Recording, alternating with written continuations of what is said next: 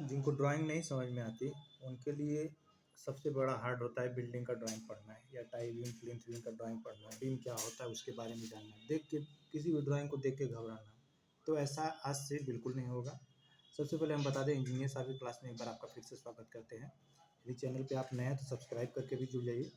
Tie beam, plinth beam, slab beam, beam का drawing, अगर एक बीम का अगर आप ड्राइंग पढ़ना जान गए तो आपके लिए हर बीम आसान होगा। तो आइए ज़्यादा बात नहीं करते, सीधे टॉपिक पे आते हैं। ये चैनल पर नए हैं आप तो सब्सक्राइब करके वीडियो को लाइक कर लीजिए। आते हैं, देखिए सबसे पहले तो हम एक बात करेंगे कि ये जो चीज़ हमारा दिखाया हुआ है, जैसे आइए थोड़ा सा और इसको नज़दीक से देखते हैं।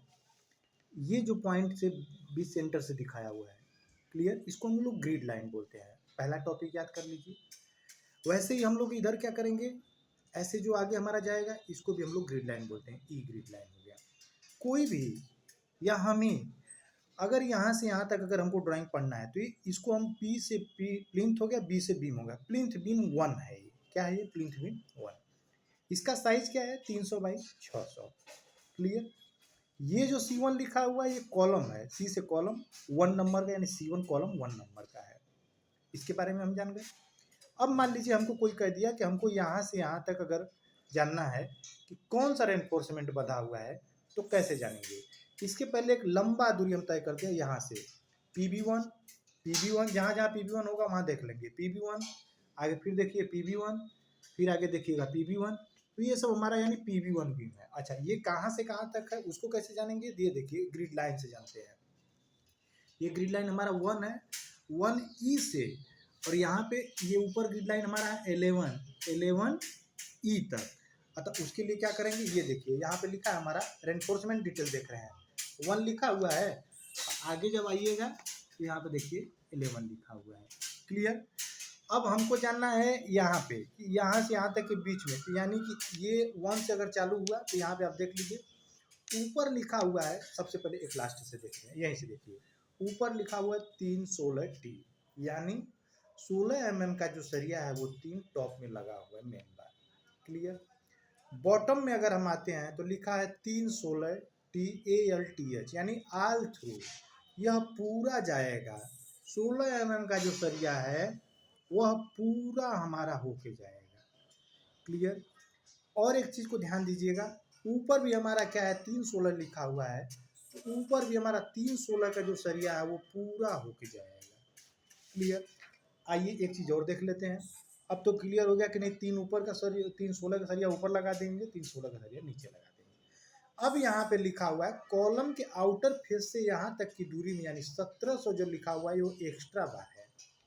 ठीक है, यानी बीम में ये यहाँ से ये 1700 तो बाहर निकाला ही है, और यहाँ पे 50D यानी 1700 में, क्लियर रहिएगा, 1700 का जो डिस्टेंस है, 212 का सरिया हमारा आएगा। यहाँ से 212 का सरिया 1700 तो आएगा ही, लेकिन ये जो अंदर यहाँ पे देखिए यल करके दिखा रहा है, ये 50D का अंदर जाके डेवलपमेंट लेंथ हो जाएगा, यानी 12 25 60 600 और जुड़ जाएगा जो अंदर हमारा आएगा।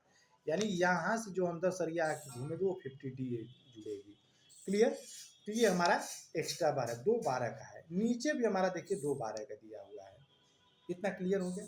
आगे आइए, यहाँ पे देखिए 1700 का इसमें भी दिया है, लेकिन ये पूरा ऑल थ्रू है।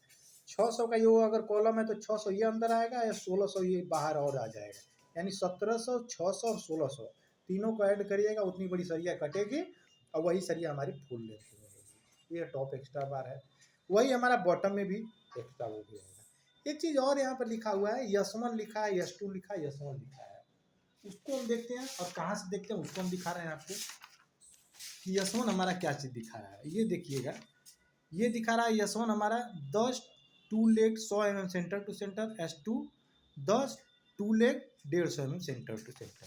यानी S1 जहाँ जहाँ पे है वहाँ पे 100 पे रिंग बनेगा, और जहाँ पे S2 है वहाँ पे 150 पे रिंग बनेगा। आइए देखते हैं कैसे। ये देखिए 1700 की दूरी में, यानी 100 पे बंधेगा तो 17 रिंग बन जाएगा। ऐसे यहाँ भी 17 की रिंग बन जाएगा। अब बीच में जो हमारा स्पेसिंग बचेगा, और उसमें कितना पे रिंग बनेगा, 150 पे रिंग बनेगा। तो इस प्रकार से हम बीम का ड्राइंग पढ़ते हैं और समझते हैं। यदि आपको अगर अच्छा लग रहा हो तो चैनल को लाइक कर लीजिए, सब्सक्राइब कर लीजिए। 100% गारंटी के साथ बताते हैं, 30 डेज के फ्री क्लास में आपको drawing, reading, VBS, structural drawing, elevation drawing सब कुछ आपको बताया जाएगा। और बिल्कुल बेसिक लेवल से। तो जो भी आपके फ्रेंड्स हैं उनको भी आप इस चीज़ को बताइए कि नहीं, वहाँ पे 30 डेज का बिल्कुल ही फ्री क्लास चलता है, आप वहाँ पे जाके सीखिए। किसी भी प्रकार का हवा बनाने का वो नहीं है। पढ़िए, इंक्रीमेंट करिए, मेरा सीधा वो है। पढ़िएगा, जानिएगा तभी कुछ होगा, नहीं तो वैसे तो लोग, बहुत लोग हैं ड्राइंग पकड़ के देखते रह जाएंगे, उनको कुछ हवा लगता नहीं है। क्लियर? आइए देखते हैं। यहाँ पे हमारा लिखा है प्लिंथ बीम, भूमि के ऊपर यानी ग्राउंड फ्लोर के जस्ट ऊपर ये प्लिंथ बीम। और यहाँ पे अगर टाई बीम लिख दिया है तो कोई भी फुटिंग होती है उसमें भी टाई बीम का प्रयोग होता है, उसको बांधने का काम करता है। कभी कभी फुटिंग हो जाती है, उसके जस्ट ऊपर एक बीम बांधते हैं, उसको भी हम लोग टाई बीम बोलते हैं। लेकिन जो ग्राउंड फ्लोर के जस्ट ऊपर होता है हमारा प्लिंथ बीम कहलाता है। क्लियर? कभी कभी लोग उसको टाई बीम भी कर देते हैं। स्लैब बीम भी हमारा ऐसे ही होता है, स्लैब में वो बीम हमारा इंक्लूड होता है, इसलिए उसको स्लैब बीम कहते हैं। तो आज हम लोग इसके बारे में जान गए, कल हम इसका वीडियोस जानेंगे। तब तक के लिए धन्यवाद फ्रेंड्स। जय हिंद, जय भारत। यदि चैनल पे आप नए हैं तो सब्सक्राइब करके भी जुड़े। एक चीज़ और बता देना चाहेंगे, यह जो ओपन एरिया है इसको हम लोग शाफ्ट बोलते हैं या डक्ट बोलते हैं। ठीक है, कल इसी ड्राइंग का अपडेट चर्चा होगा। बीबीएस कैसे बनाते हैं बीम के, उसके बारे में बात हम लोग करेंगे। वीडियो अगर अच्छा लगा हो तो लाइक ज़रूर करिएगा। धन्यवाद फ्रेंड्स। जय हिंद, जय भारत।